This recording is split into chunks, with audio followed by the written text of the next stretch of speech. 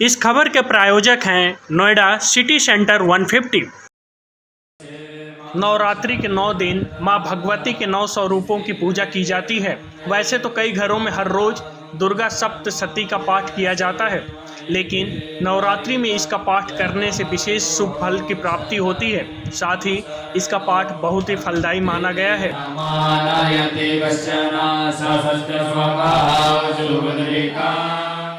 आचार्य विजय मिश्र, जो साहित्य और यज्ञानुष्ठान 2 विषयों से मैंने आचार्य कंप्लीट किया है। कर्मकांड पुरोहित का कार्य विगत 25 सालों से हम और हमारे परिवार के लोग, हमारे पूर्वज करते आ रहे हैं। हमारे हिंदू परंपरा में, सनातन धर्म में, सनातन संस्कृति में प्रत्येक हिंदुओं के लिए अनिवार्य है, जो सभी को करना चाहिए। नवचंडी का विधान, शतचंडी का विधान, लक्ष चंडी का विधान, सहस्र चंडी का विधान, इसके कई रूप होते हैं और अलग अलग प्रकार होते हैं।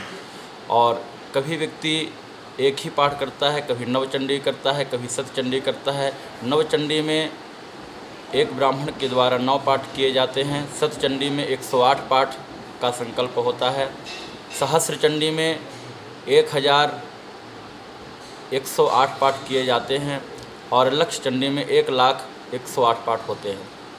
इस तरह से इनके स्वरूपों का अलग अलग वर्णन है।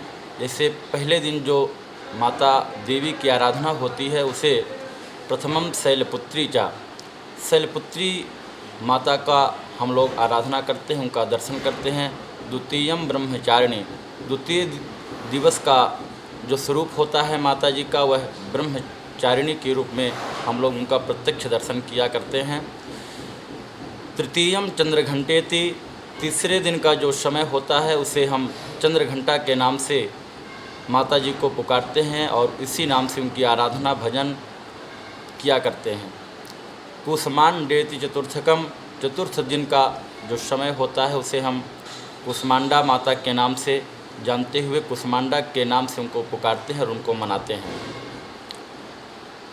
पंचमम स्कंद मातेति, जो 5वें नवरात्रे होते हैं उसे हम स्कंद माता के नाम से माता जी की आराधना किया करते हैं और उसी नाम से उनको हम रिझाते हैं, बुलाते हैं। षष्ठम कात्यायनीति च, षष्ठम नवरात्रि को जो षष्ठम दिवस होता है उसे हम माता कात्यायनी के रूप में देवी जी को पुकारते हुए उनकी आराधना और उनका तप किया करते हैं। सप्तमम कालरात्रि थी, 7वां दिन कालरात्रि का होता है, जो महाकाली को हम लोग मनाते हैं, उनकी आराधना करते हैं, उनको पूजते हैं।